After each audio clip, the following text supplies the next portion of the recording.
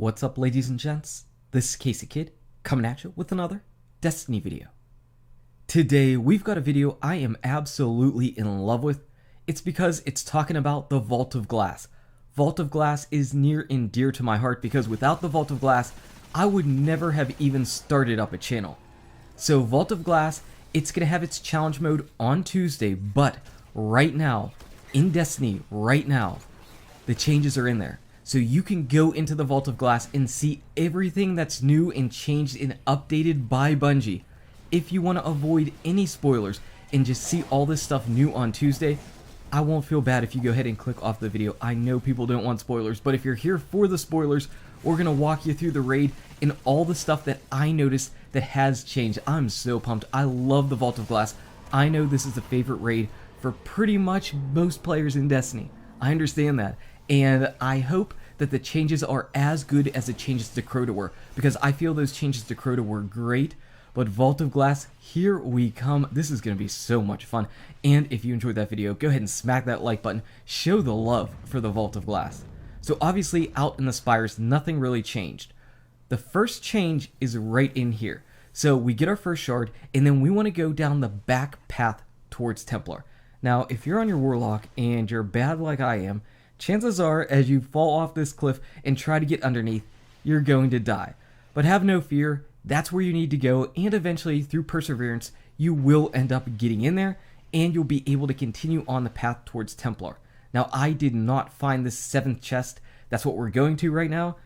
The first person I heard that found it was My Name is Bife. I don't know if he truly was the first one to find it, or if he wasn't, but there it is. Bungee absolutely put this chest in there right now, because we've gone through the back way to the Templar before, and it wasn't here.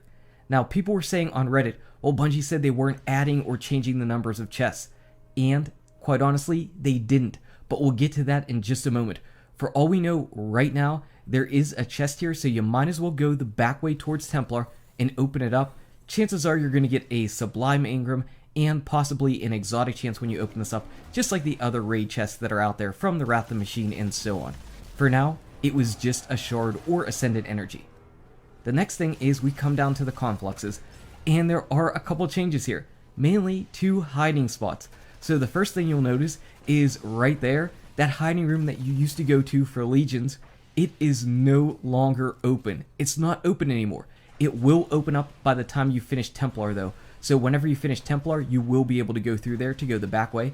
Also, this right up here, that used to be another great hiding spot, you're not going to be able to get up there. That's simply impossible to get up to. Now, there is a slight ledge that I tried to get up to. I didn't happen to have enough agility on whenever I was taking this clip, but right over there, where it's being shot at right now, that's another little bit of a lip, but I believe Blaze got up there, and she said as soon as she did, she got a turn back feature, so she was not able to stand up there at all. Not like that's going to do a whole lot of good. There's not a lot of places to move around on that tiny little bump. But that's on the left-hand side. What about you players that like to play on the right-hand side?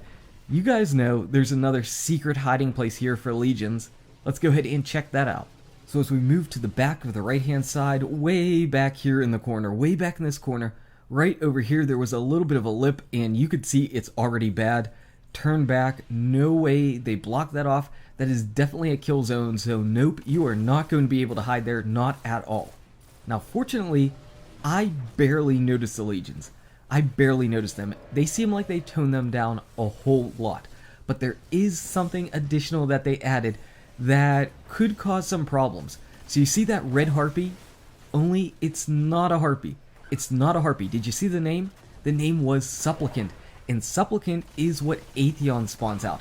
That yellow major, that was a Harpy. But Supplicants, they do something that Harpies do not, and that is explode. So, if this was 390 light, chances are I would be absolutely dead. Watch out for that.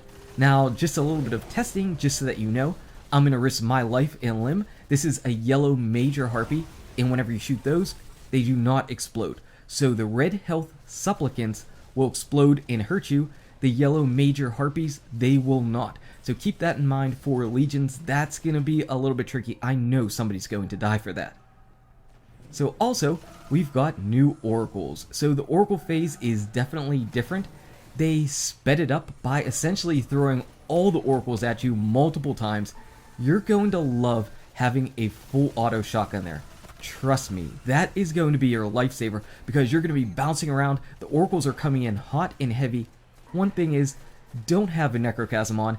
Necrochasm isn't going to help you on those snipers in the back. That was a bad idea. I ended up swapping out after this battle. I was like, yeah, I'm gonna have to swap out because I wasn't really able to put in any work on those snipers, and they are going to make your life a real pain.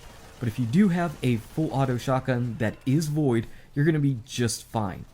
So we're just waiting and seeing if all of the other stuff ends up working the same, and it does. If you get marked, you can come down to this pool, cleanse yourself off, and you can go ahead and continue on with your oracle fighting.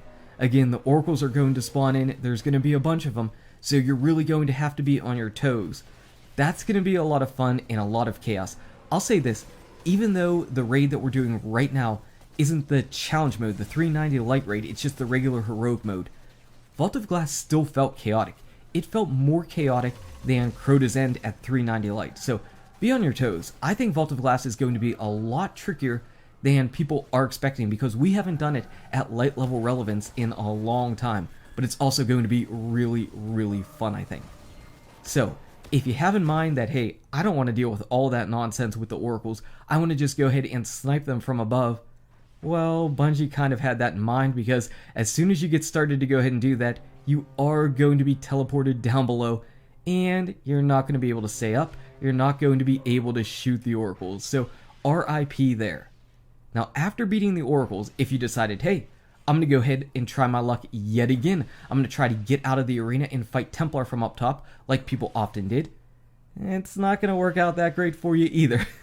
So here I am, I'm just climbing out of the Vault of Glass, out of this chamber. We're going to climb up here, and whenever we get up here, we're going to see what ends up happening. So I'm up here, I'm out of the Templar chamber with Blaze, we're standing here, we're ready to go. I actually just want to swap my stats back. I want some actual survivable stats as opposed to jumping stats. And whenever Ko picks up that relic, we'll see what ends up happening. So Ko, whenever you're ready, go ahead and grab that relic. Ko picks it up and joining allies. So you will not be able to do anything up here. This is it. Once you've jumped down, that is it. You are never going to be able to stay up there again. For the Templar fight, some really important things in the beginning. First off, the oracles are different, and you'll notice that in just a second. So instead of yellow oracles, they are red oracles like Atheon. If you do not kill these oracles, you will die instantly. There's no rinsing things off, you will die, you won't be able to cleanse with the relic, nothing. Simply dead. The good thing is, I firmly believe that the challenge mode for Templar is going to be that you can't let him teleport at all. So with that being the case, once you kill oracles once, they should never spawn again. So keep that in mind. Now, we ended up doing the Templar like it was going to be the challenge. We made sure that we didn't let him teleport at all, and I think that might be a video for another day, how to go ahead and do that.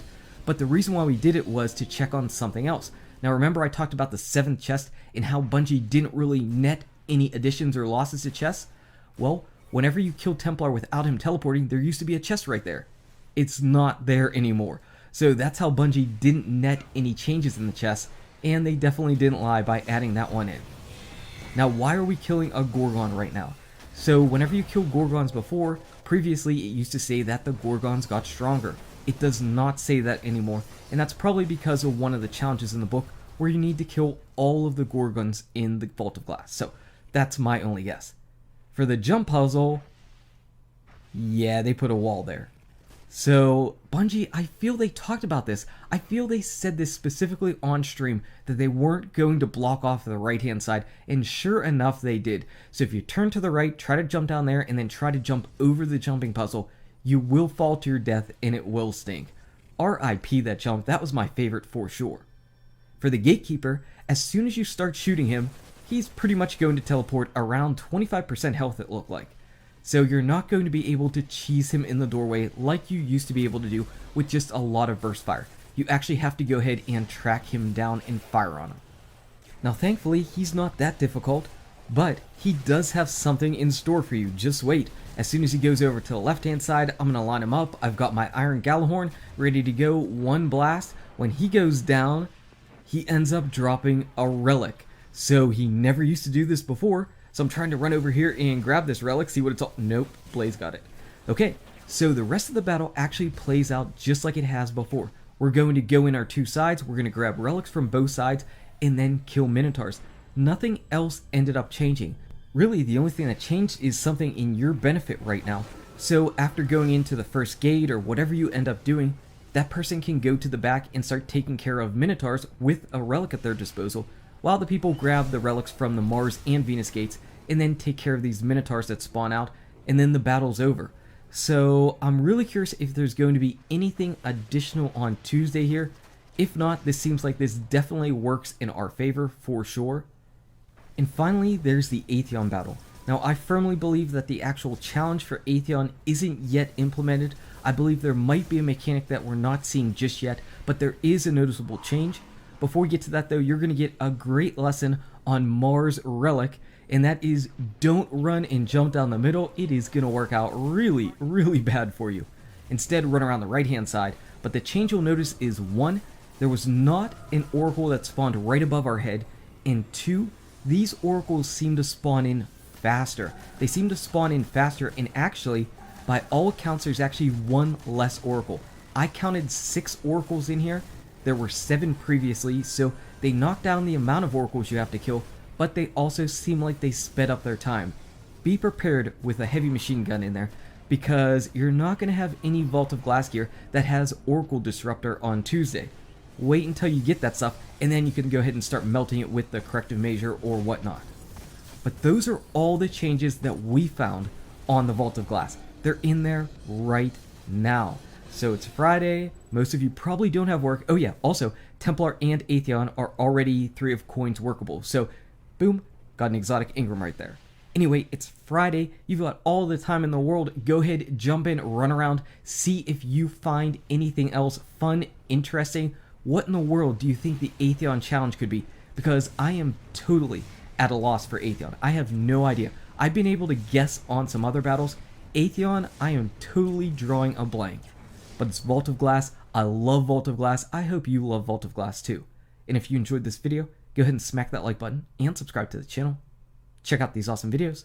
Good luck with your raids, your drops, your Vault of Glass, and I'll see you around in Destiny. #Vault Tuesday.